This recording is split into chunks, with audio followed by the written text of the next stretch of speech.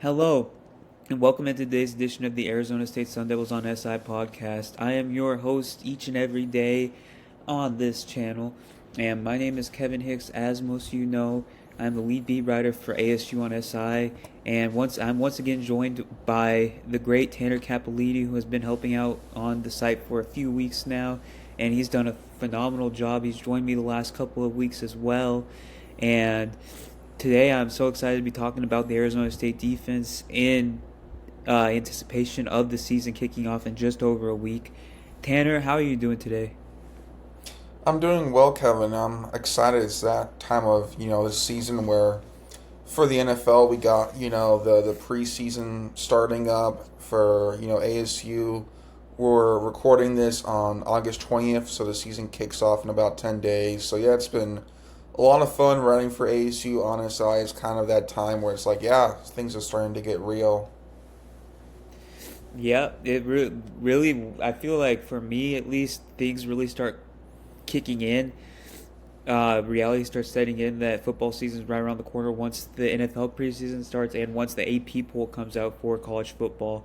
That's when you really start to realize, like, wow, it's only a couple of weeks away from really starting in full force. And I could not be more excited for both seasons. Obviously, ASU fans are going to get the fortune of watching former players such as Cam Scadaboo and Brandon Ayuk at the NFL level.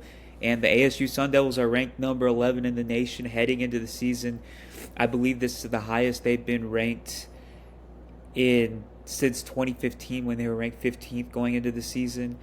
First time they've been ranked in the preseason poll since they were ranked 25th going into 2021. So obviously an entirely new set of expectations heading into the season just due to what they did last season and all the talent that they returned. Uh, Obviously, a lion's share of the coverage of the attention is going to the offense, and rightfully so, due to Sam Levitt, Jordan Tyson, and a very, very talented crew around them. But the defense really doesn't get enough of the love from the outside world, at least to me. And that's what I wanted to talk about today since we talked about offense last week. I wanted to talk about all three levels of the defense, of Brian Ward's defense, and kind of give a little rundown on what to expect, who we think is going to be the player that really shines, the maybe even multiple players, and really a general outlook of each group. Tanner, let's get started with the defensive line group right now, and just share some of your general thoughts on that unit. Yeah, I think this is a unit that definitely has a lot of pressure on them.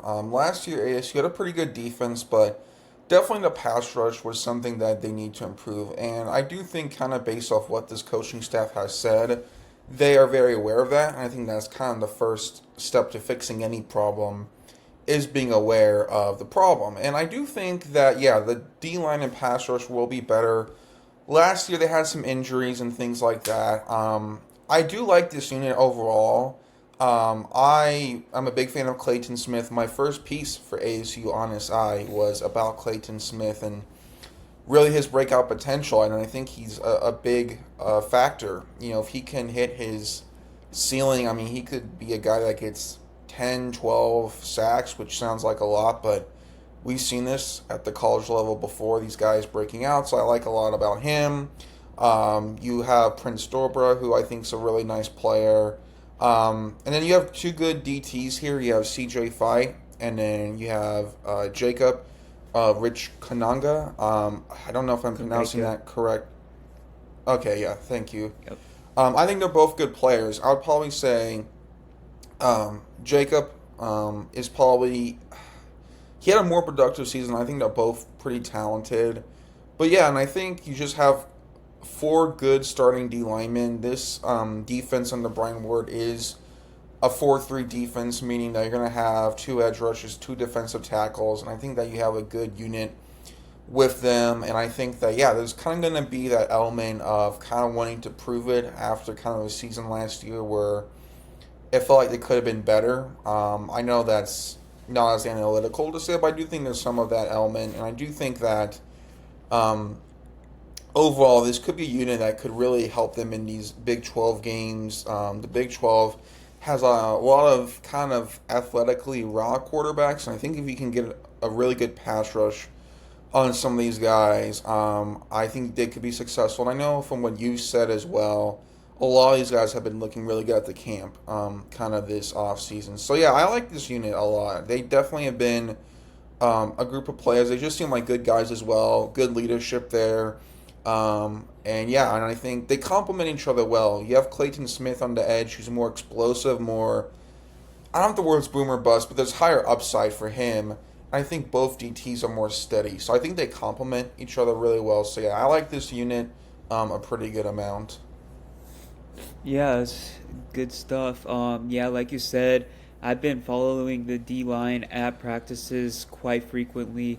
Uh, I've seen only good things, and personally for me, the breakout player from the unit might just be Justin Watley.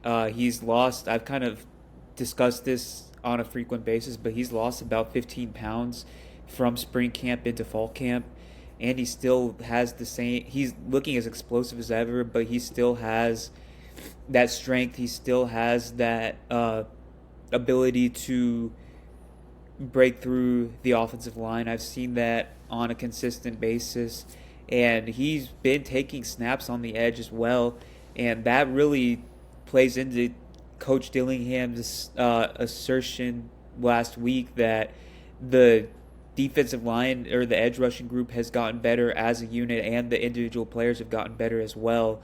You look at Clayton Smith, like you said, he's a former five-star recruit. Everybody sees the talent when you see him grinding out every rep. Prince Dorba, he's people forget he recorded 6 sacks in the first 5 games of the ASU season in 2023. He wasn't all that healthy last season. He did play in 7 games, but you could tell he was pretty limited physically.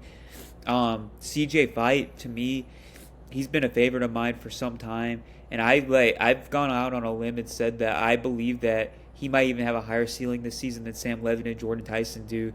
He really can be that good of a player, and Dillingham talked about his improvements as a pass rusher too, because really his dominant, his calling card in terms of dominance has been as a run stopper. He's part of a major part of the major piece of the puzzle as to why Arizona State finished first in rush defense last season in the Big 12. At the end of the season, he was getting double teamed virtually every snap, even in the game against Texas, and we all know how physical and gritty Texas is. So yeah, I really like the unit as a group. There's even a guy, Zach Swanson. He's a guy that really doesn't get talked about all that often, but he came back this week for practice, at least in the positional drills and some low contact drills, after missing about 4 months with a broken foot. And he got a tip pass off of Levitt at the line of scrimmage. I believe that was on Monday. He really is an important depth piece, and I think that the defensive line is looking to be in great shape as long as they stay healthy, at least in my eyes. Yeah, I think that's really well said. And I think one thing that you've touched on really well, Kevin, and I'll just kind of add on as well, is that this team has a lot of depth on the D line, which I think is very important to have. You obviously have your starters, but D line's a very physically demanding position. You want to keep guys kind of good. You don't want to get them fatigued easily. Yeah, I do like their depth a lot, and I think that's something that ASU has a lot of, which is kind of sometimes rare for college teams. You don't really see that as much. Yeah, I definitely like what they have there on the D line depth wise. They have a lot of guys that they can go deep with a rotation. Absolutely. That's the defensive line might have the highest ceiling on the roster. It's very tough to say because every single level has that high end talent and that depth that accompanies it, and that will lead us right into the linebacker core.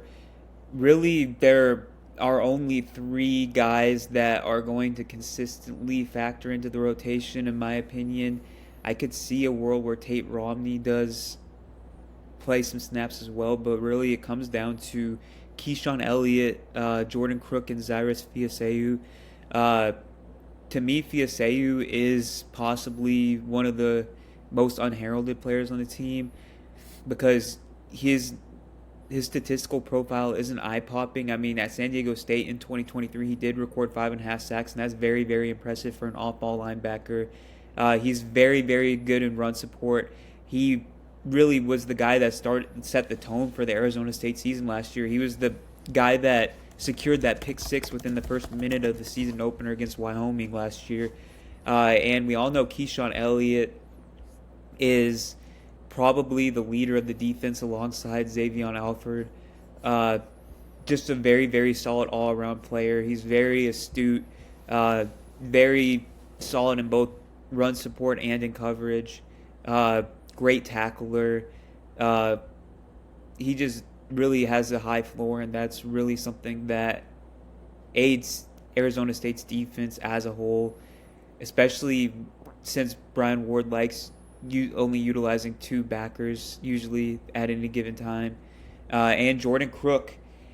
Jordan Crook has been one of the most improved players, I believe, from season to season. Coach Ward has said that. Coach Dillingham has said that. I believe he could be getting on the Pat Tillman Leadership Council this season. He's really become a lot more vocal, communicative. His physicality is really starting to show, and I believe that he could make a star turn this season as well. We'll have to wait and see, but the Arkansas transfer really does look promising to me. Yeah, I have a couple things to add on. First of all, one last piece on the defensive line. I think what's important to mention, you mentioned there, high upside, is the D-line coach. His name is Dyron Reynolds. Yep. And I think he's one of the more probably just underrated people on ASU, whether it be a coach or a player. I'm actually working on a piece for him, and this guy has loads of NFL experience, being on championship teams. He just really is an excellent coach. So I do think, yeah, that is important to mention. And then you also said, kind of with this linebacking core, Brian Ward, he likes to run a 4-3, but he also sometimes does a 4-2-5, which is 4 defensive linemen, 2 linebackers, 5 defensive backs.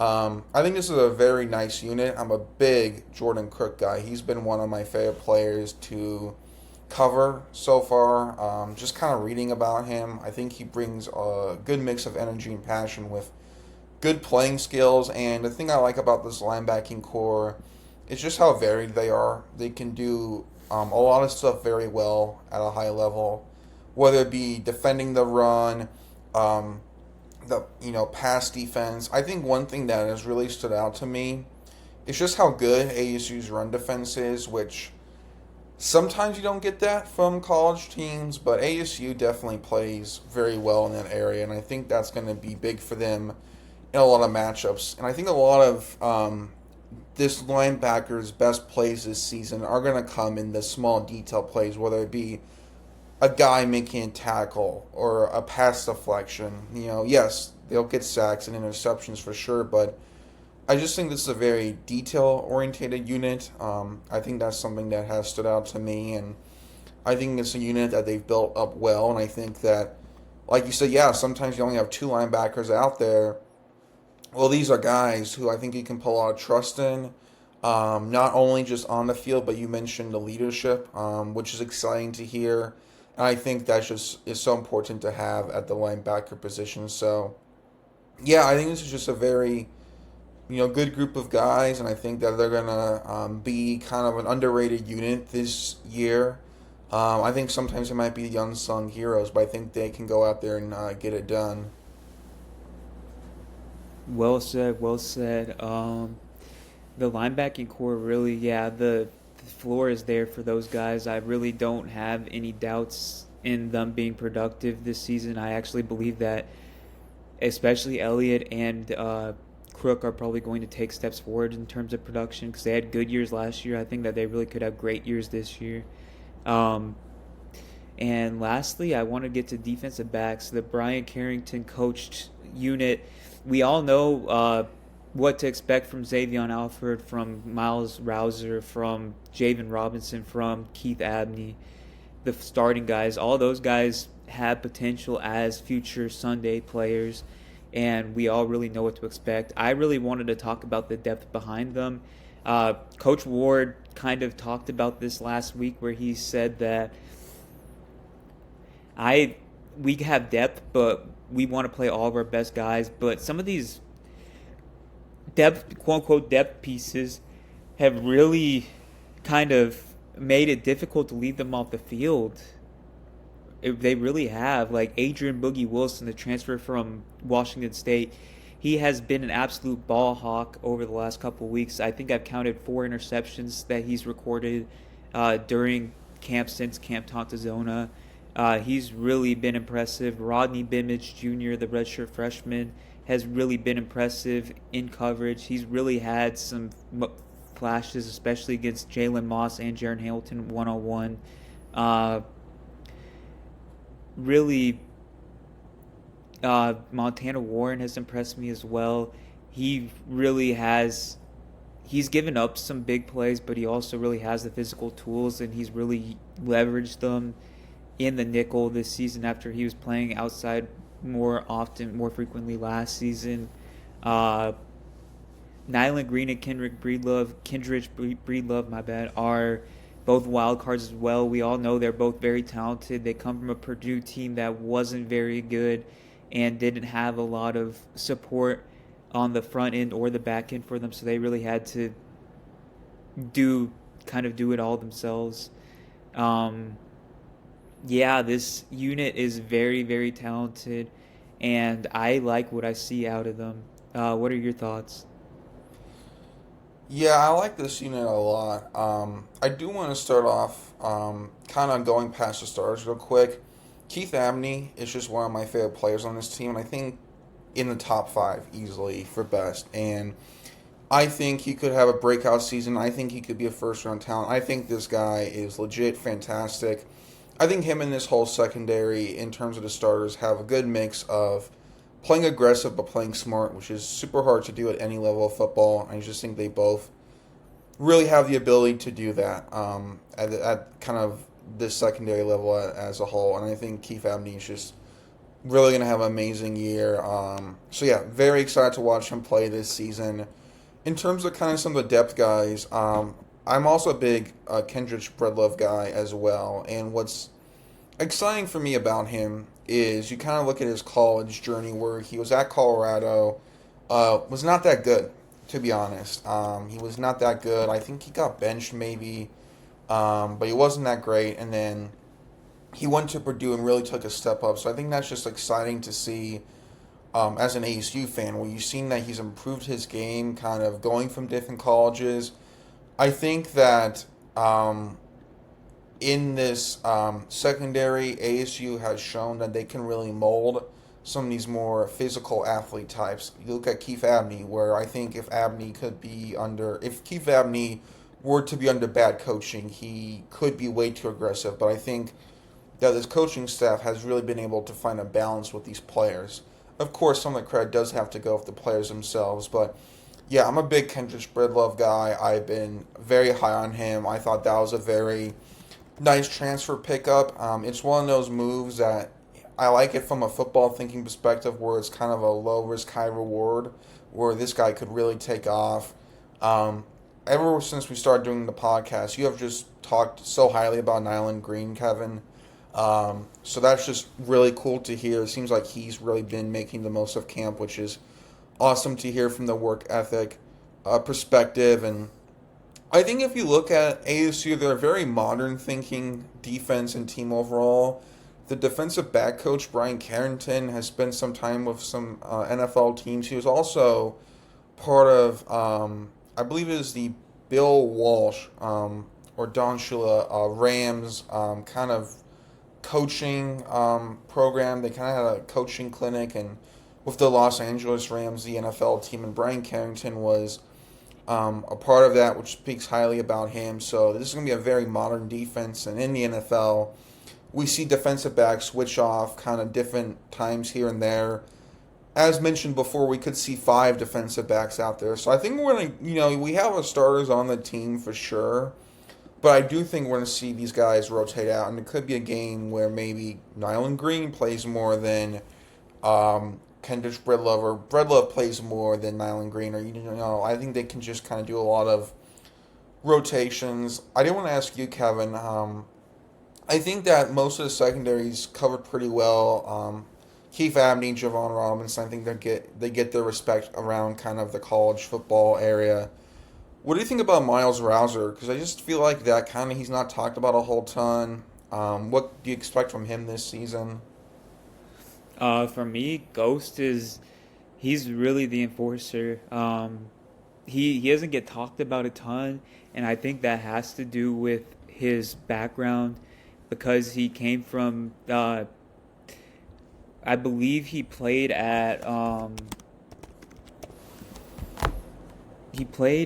an FCS school in his freshman season. I believe he played at Campbell. He played at Campbell in his first season, and then he transferred to New Mexico State. So that's kind of an unconventional path to begin with. So I feel like that's part of it. I think that there's kind of a negative stigma around players that transfer from FCS programs or Group of Five programs into the Power Four.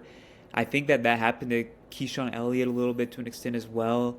Although I think that kind of got bucked by him, and now he's seen as a legitimate NFL prospect. To me, Rouser is a phenomenal communicator. He really does everything that you need out of a free safety. Uh, he's not as much of a ball hawk. He's not as uh, like he creates chaos by playing with physicality. He's kind of like a Buda Baker. He's a fearless tackler. He tackles hard. He uh, grinds through blocks when he's in press coverage. Like Brian Ward likes using him near the line of scrimmage a lot, uh, especially in games against like a BYU.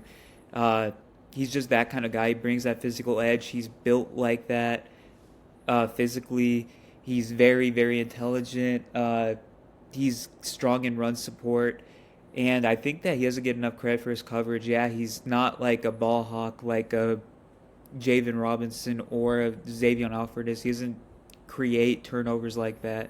But he does come through when the team needs him, especially when it comes to getting a major stop and all of that has to do with breaking through in high leverage moments. That's really what I think he brings to the table, and I really do like him a lot. Yeah, and then kind of the last question I have, you kind of mentioned this, but I guess to just kind of branch off, is that in the NFL, and as mentioned, I think ASU's defense is kind of very much forward thinking. We've seen a lot of kind of secondary players almost play as the linebacker position. You look at, like, say, Kyle Hamilton on the Ravens. He's been almost a sub linebacker in some of the packages. I know you kind of mentioned Miles Rouser could be that. Do you see any other players, maybe at more the safety position, kind of playing more that linebacker backer role on some plays? Um, maybe Wilson, but I think that Wilson's better playing the center field role personally. Um, Alford, you really have to have Alford back in the back third of the defense. To me, I really think Ghost is the main guy that you want to have near the line. Uh, I can't really think of anybody else. I was gonna say well, if Kendrick Breadlove or now Green, of one of, like, maybe if Green starts, you could maybe almost move maybe kind of Kendrick Breadlove to one of these kind of outside backers because he definitely has the speed and the tenacity. In terms of kind of the correct moves power wise as a linebacker, I don't know. I don't think this is a really big focus. I just was wondering if they had mentioned anything like that at camp so far. But yeah, overall, this is a really good secondary unit that's very versatile. Yeah, absolutely. For me, I do like Nyland Green. I do like the talent that he possesses. I think personally, based off what I've gathered, is that they'll probably use him more in a situational role, like when it's advantageous matchup wise. Like he's not going to see the majority of snaps, but you can absolutely plug and play him. Uh, let's say, for example, against a Baylor, Baylor has three really good receivers that really you can move around anywhere. Um, I mean, ASU has that as well, so they get prepared pretty well for a matchup like that. But you can throw Nyland Green in the slot or on the outside. And I really do believe that his talent is going to hold up better in this particular situation than it did at Purdue and probably even Georgia, because I think Georgia, there were a lot of outside circumstances that held him back. Um, I think that his talent will absolutely show in a pinch. I'm not going to say in any more than a pinch because I believe that his snap count will be a little more subdued. But I do believe that he's going to end his college career on a high note. I think he's going to show why he was originally a 5-star recruit. I don't really think that him or Kindrich are going to be utilized in kind of the backer role. I think they'll be. I could see Kindrich playing some safety, maybe, but even with Boogie Wilson's rise, that might be a little more hard pressed to see. But yeah, the DB unit and the defensive line unit, to me, I'm not sure which one I really could put a firm verdict on in terms of having a higher ceiling. I think both of them are equally talented and equally deep. Uh, there's not a whole lot of holes they can poke at them. Yeah, there really isn't, and I like the point you mentioned that they're practicing against Jordan Tyson, all these talented ASU receivers, Sam Levitt. It's kind of the whole thing of iron sharpens iron. I'm just really high on the secondary. I think they're going to have a really excellent season. I think that they just, they have that mix of, I think, the mental games down, and I think that they had a very nice season last year. I think they'll have a big year to improve, and I do think that they have kind of just a bunch of variety, and I think they also have. I think there's that kind of sense of competition that I think can kind of help. I think sometimes when you think of position battles, I think sometimes that can be a weakness. I think ASU views it as a strength, and I think that they're gonna really come out there and just really ball out. And I think too that their season also schedule wise really aligns with it.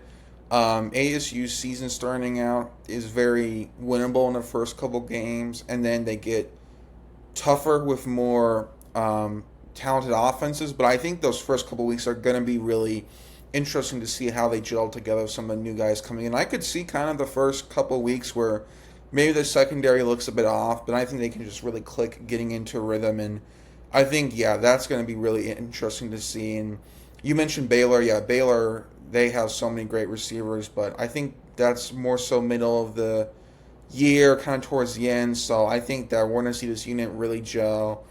And I think that's, why I have them doing really well in the Big 12. I think is a big part of this secondary. I think going up against these great quarterbacks, I think that, there's just going to be a unit that really creates these big plays. And I think as well, one thing to kind of tie a bow on this whole topic is that I think this defense just complements each other. When you have a great pass rush, the secondary improves. When you have a great secondary, the pass rush improves. Because if you have a good secondary, receivers are not getting free as much, which allows the pass rush to come in. And if you have a great pass rush, quarterbacks are rushing through their reads, which allows the DBs to play more and get more big plays. So I just think this whole unit is going to have a lot of complementary success. And I think that starts at the coaching level. I think Brian Ward is an excellent coach. Very thankful to have him on this staff still. And I think he's built a really good coaching staff here. Yep, great observations. I did want to kind of bounce off of one of your points that the first couple of weeks are going to be relatively light compared to the rest of the season, but I do believe that. I think that they are going to win all their non-conference games, possibly even handily. But I did see an interesting tidbit on Monday morning, I believe. I forgot what the source was, but it was on X, Twitter, whatever you want to call it. They were listing an aggregate of the 5 biggest offensive lines in all of college football, like height and weight combined. And I found it very interesting that I believe Mississippi State and Texas State were both in the top 5. So the defensive line is probably going to be tested. Obviously, size doesn't equate to being technically sound or being an extraordinarily efficient or sufficient line unit, but being bigger does I mean, inherently, your more space is being taken up. Uh, ASU's defensive line is big, but they're going to be physically tested at the very least, and I think that that's very important going to Big 12 play, especially when you have a great offensive line like a Utah with Spencer Fano and Caleb Lomu. When you have a Baylor that is pretty steady from left to right, you know what I mean? That's just the size is going to prepare them, even if, especially when they're going against size that has a lot of technique and a lot of polish behind it. You know. Yeah, I mean that's definitely something that I have to look out for. I do think though that one thing about a good offensive line is that you can kind of say, okay, almost in a way, we're not going to blitz this team the whole time. We can play a lot of coverage and maybe only rush three or four guys, and then you have to worry about these ASU defensive backs, all this depth that they have. And I think too as well, kind of one side note is that we talked about a lot of these guys and the roles that they're going to play. Edge rushers rush, defensive backs play against the pass. In the NFL and football, you do see sometimes a cornerback blitz or a safety blitz, and I think that could be a big crucial part, especially with some of these safeties we mentioned. I could see Miles Rouser on some of those. Wilson, and I think that's kind of another element to mention. Maybe on a crucial third down, a team's having send a blitz here or there, and yeah, I just think that Brian Ward's going to really cook up some really special things, and I think this will just be a fun unit to watch. I think they're going to create some explosive plays for sure. Absolutely, that's very well put, and I kind of feel like we've covered all the bases here. All three levels of the defense are very talented. They're very deep. They're well coached. Every single position coach has a proven track record, and you've seen improvement in one way or another from all of them. Brian Ward is a very great tactician. He obviously likes to be aggressive and take chances, but he also knows when to scale it back. He knows the right moments to strike. He knows the right moments to uh, kind of stay in front of the chains instead of going all out. This to me, this defensive unit really has potential to finish within the top 10 to 15 nationally. I really do believe that, and I'm not just saying that. I think that the talent is there, like I said, and I think the defense can perfectly complement the offense, and that's part of the reason why I'm very high on ASU making it back to the college football playoff once again and possibly even hosting a game in the first round. Yeah, that'll be super exciting. I think this could. I'll take it a step further. I think this could even be a top five defense. I think that's might sound crazy, but I think we have mentioned on today's episode several first round NFL players, whether it be Keith Abney, some of the guys on the D line, the linebacking core. And I think it's just this coaching. Brian Carrington, Reynolds, Ward. These are guys who just have tons of experience coming together. I thought the defense last year was also very good. I do think that last year is kind of the Cam Scatterbo winning the Big 12, Sam Levitt were kind of the major highlights. I think the defense played very well. So, yeah, I think this could be one of the best defenses in college football. And I think, what makes me excited is what you said. The camp they're having, it seems like they're taking a huge step forward. So, yeah, it'll be exciting to watch them play. Absolutely.